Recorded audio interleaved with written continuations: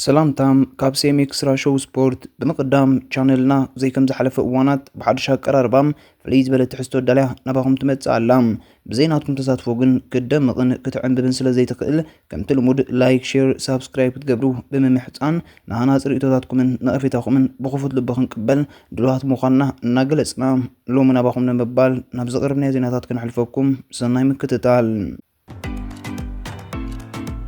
مجمار ودرات نايز عمتا براند بريكس مارسيل بزقات موكبيت ناي مورد حدقام ناستات 4 أورح كودات تاليت سنحم أولمبيكاو تقلد ماي مرهاو قدوسن ملوء بملوء حويهم مسقانتو برغوز فالماي وردلو مقالة جو عبزو كفز زرو سلوفينيا كلتشن إسرحان بوشن كسات فيهم مرهاو قدوس كابز عمد جميرو مس برغوز بربلت نقلت عمزز محوعل كونترات فريموم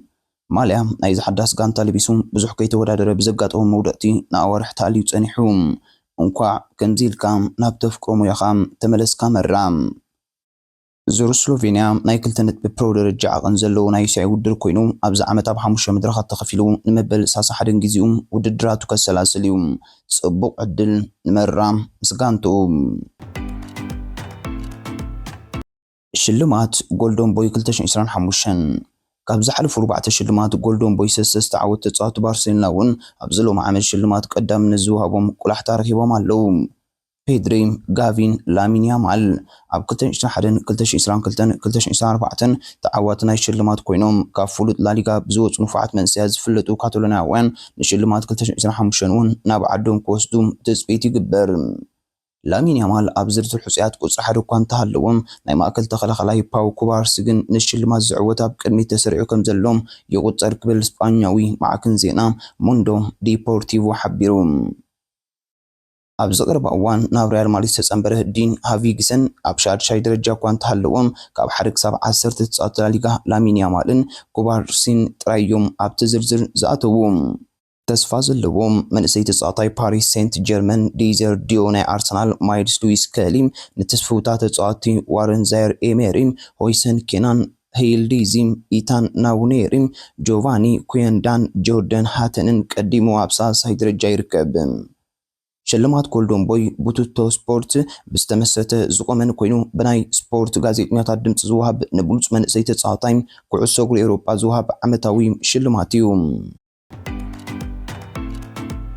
لامين يامال لك كمسي عبارسيلنا تاريخنا يمسرح عدلالوهم دايركتر سبورت تاكلب ديكوم اب 17 عمت عدميو مصابلو تصاطاي بلانيتنا تبايدو زنا ازلو من سي لامين يامال عقمو بناي تاكلب سبورت او دايركتر ديكوم افلطو تواهيبوم بتوسخي تقداسنت عبيت كلوبات اوروبا اب قمت بمقتاو نجبش عمت وعل ناي تصاطاي زنا واحد كلوب بارسيلنا بزح منقد كتقملو كما تقل يمن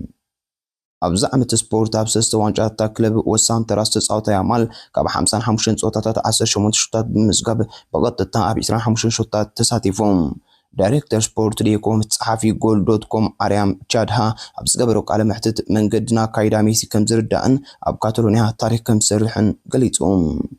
أم نايزور وقتي زيادام لتصاوت ممصا كم زدلي امنتو زقلت أديكم معبالي يعمل بقربا كتاتل كم زلو قليتهم نحرت تصاطاي مسمي سمودار قليل كم زيكون زغلص يدكم مزنا تصاطاي تمصو غديات بقربا مكتال اميدا يكون كاميدا وصايم ندغفت مسات قصال مخانو مرغاص اقداس مخانون املكيتوم زمن زي كوب تصاطاي مسسلطاني هانس فليك صبو سنيتن وهدتن كم زلو تقس ابتيس تحدث ستاديوم كامب نو زياده كدم تسبيت يغبر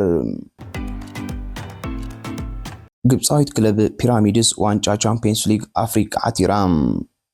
ዋንጫ ቻምፒየንስ ሊግ አፍሪካ ግብጻዊት ክለብ ፒራሚድስ አንጻር ደቡብ አፍሪካዊት ክለብ ማሜሎዲ ሳንዳውንስ ተጻይታ በድምር ውጽኢት ሰስተበ2 ብምስዓር ዋንጫ አቲራም እዛ ግብጻዊት ክለብ ሎም ምሽታም ናይ መልጾታም 2-1 ተዓዊታም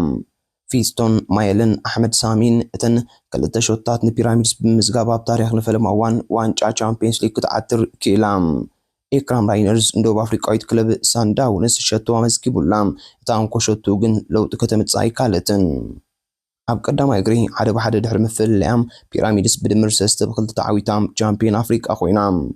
ክለብ ፒራሚድስ ቻምፒየንስ ሊግ አፍሪካ ዝዓተረት መበል 27 ክለቡን ኮይናላም ዜካ ዝድሕሪ አልአህሊም ዛማሌክን አስማዒልያን ራብዒት ግብጻዊት ክለብ ኣብ ላዕለዋይ ደረጃ አፍሪካ ዝበጽሐት ክለብ ኮይናም አርሰናል ለአካፋር ሪያል ሶሲዳድ ማርቲን ዙቢሜንዲ ወግዓዊ ምርመራ ካይዳ ይኹን እምበር ፕሬዚደንት ሪያል ሶሲዳድ ጆኪን አፕሪባይ እተጻታይ ባዕሉ ክሳብ ሕጂ ኮጽሌት ከም ዘይመልከተን ኣብ መወዳእታ ተወሳነ ኣብ ዙቢሜንዲ ከም ዝምርኮስን ገሊጾም እታ ክለብ ክጸንሕ ተስፋ ኣለዋ እቲ ዝውውር ገና ኣይተዛዘመን አሰልጣን ሊቨርፑል አርነ ስሎት ንጋንቱ ንምሕያል ይጽራሎም ምስ ፈረንሳዊ ካፋሊ ራያን ቸርኪ ኦሎምፒክ ሊዮን ወከልቱን ኣብ ደቡባዊ ፈረንሳ ከም ዝተረኸበ ይገልጽ ሊቨርፑል ንኣስታት 110 ሚልዮን ፓውንድ ንኣሰልጣን ባየር ሌቨርኩሰን ፍሎሪያን ዊርትዝ ዘማዕውል ዝርብ ከም ዘላ ይንገር ቸርኪ ከኣማራጺ ወይ ተወሳኺ ክኸውን ዝኽእል ኮይኑ ኣስታት 30 ሚልዮን ፓውንድ ክኸፍል ይኽእል እዩ ብሩኖ ፈርናንዴዝ ንሕቶ ስዑድ ዓረብ ነጺጉ በወዲ 30 ዓመት ፖርቱጋላዊ ሓለቓ ጋንታ ማንቸስተር ዩናይትድ ብሩኖ ፈርናንዴዝም ካብ ስዑድ ፕሮሊግ ክለብ አልሂላል ዝቐርበሉ 200 ሚልዮን ፓውንድ ም3 ዓመት ዝጸንሕ ዓብ ውዕል ከም ዝነጸጎም ይግለጽ ፋብሪዚዮ ሮማኖ ፈርናንዴዝ ዝያዳ ዋንጫታት ምዕታር ኣብ ላዕለዎት ሊጋት ኤውሮጳ ምጽዋት ክቕጽል ከም ዝመርጽ ጸብጺቡ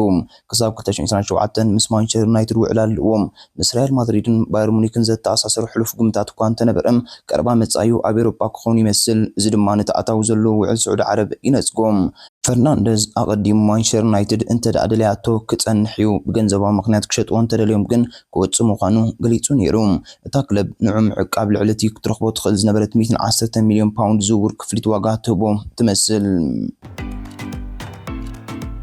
ምድለያት ከዓይ ኣርሰናል ቼስኮ ኣንጻር ቪዮከርስ ኣብ ትሕቲ ሚኬል ኣርቴታ ትርከብ ኣርሰናል ሓድሻት ከዓይን ምፍራም ሌታ ኣለዋ ንኤርፕ ላይፕዚግ ስሎቬናዊት ከዓይ ቤንጃሚን ቼስኮ ዋጋ ስታት 93.5 ሚልዮን ፓውንድ ኣብ ልዕሊ ሽወደናዊት ከዓይ ስፖርቲን ሲፒ ቪክቶር ቪዮከርስ ዋጋ ስታት 70 ሚልዮን ፓውንድ ቀዳምነት ሂቦ ከም ዘለው ይንገር ንቼስኮም ዝዋሃቦ ምርጫ ምስ ቪዮከርስ ኣብ ቀረባ እዋን 27 ዓመት ዝመልእ ክነጻጸር እንከሎ ምስ ዝነኣሰ ዕድሚኡ ኣብ ቀረባ እዋን 22 ዓመት ዝመልእ ዝያዳ ናይ ነዊሕ ግዜ ዓቕሚ ከም ዘለዎም ይርአም ይተኣሳሰር ድማ እዩ ቼስኮም ዝሓልፈ ዓመት ንክለብ ሃገርን 16 ሾታት ኣመዝጊቦም ቪዮከርስ ዝያዳ ፍርያም ዓመተ ስፖርት ተሓሊፉ 53 ሾታት ንክለብን ሃገርን ኣብ ኤውሮጳ ብሉጽ ኣመዝጋቢ ሾቶ መዝጊቡ ግን ፖርቱጋላዊ ሊግ መባዝሕ ንጾታ ወርቃዊ ቡት ጸሊቦም እንተኾነ ግን ቅድሚ ሕጂ ኣብ ፕሪምየር ሊግ ዝግበሩ ጾታታት ብራይተን ስዋንሲም ውሕድ ዕውት ነይሩ ናይ ሕልሚ ዕላማ ኣርቴታ ግን ኣብ ፕሪምየር ሊግ ጽቡቕ ብቕዓት ዘመዝገበ ተጻዋታይ ኒውካስል ኣሌክሳንደር ኢሳቅ እዩ ይኹን እምበር ኒውካስል ክትሸጦ ዘለዋ ተኽእሎ ጸቢብ እዩ ኣርሰናል ንቐጻሊ ልዑል ሾታት ዘመዝገበት ከዓይ ክትረክብ ክትቃለጽ ጸኒሓ እያ ናይ ሓያሎ ዓመታት ሩይ ቁጽ ሾታት ፕሪምየር ሊግ ዝሃርመ ተጻዋታይ የለን ቸልሲ ትልመሸጣ ተጻዋቲ ቸልሲ ልዕሊ 1 ቢልዮን ፓውንድ ተጻዋቲ ድሕሪ ምውፋያ ኣብ ዝክራማት ኣብ ትሕቲ ሓድሽ ኣሰልጣኒ ኢንዞ ማሪስካ ክሳብ 14 ተጻዋቲ ክትሸይጥ መደብ ኣለዋ እዚ ድማ ቁጽሪ ጋንታታት ኣብዚ እዋን ከባቢ 50 ተጻዋቲ ንምንካይን ፋይናንስ ንምምዛን እዩ ከም በዓል ኮል ፓልመር ሞይስ ካይሴዶን ኢንዞ ፈርናንዴዝን ክዝኣመሰሉ ተጻዋቲ ቁልፉ ክኾኑ ከለዉ ካልኦት ድማ ኣብ ምቁራጽ ብሎክ ኣለዎም ካብ ጾታታት ዝኽእሉ ሓለውቲ ውልዳት ሮበርት ሳንቸዝ ወይ ደሮ ፔትሮቪች ጽቡቕ ዕድል እንተመጺኡ ተኸላኸልቲ ትሬቮ ቻሎባ ኣብ ወርሒ ጥሪ ካብ ልቓሕ ክሪስታል ፓላስ ተመልሰም ኣክሰል ዲሳሲም ዌስሊ ሮፋና ብቑዕ እንተኾይኑ ቤኖይ ባዲያሺለ ቤን ቹልዌሊ ይርከብዎም ከም በዓል ካርኒ ቹክዌ ሜካን ሌስሊ ኦጋቹኩን ዝኣመሰሉ ካፈልቲ እውን ክወጽኡ ይኽእሉ እዮም ከም በዓል ክሪስቶፈር ንኩንኩን ራሂም ስተርሊንግ ዝኣመሰሉ ትክዓት ክሸጡ ይኽእሉ እዮም ልቓሕ ጆኣው ፍሊክስ ተዛዚሙ እታ ክለብ ኣብ ዘቕረባ እዋን ብዘርኣያቶ ብቕዓት ኖኒ ማዱኮ ሕጉስቲ ከም ዘይኮነት ይገልጽ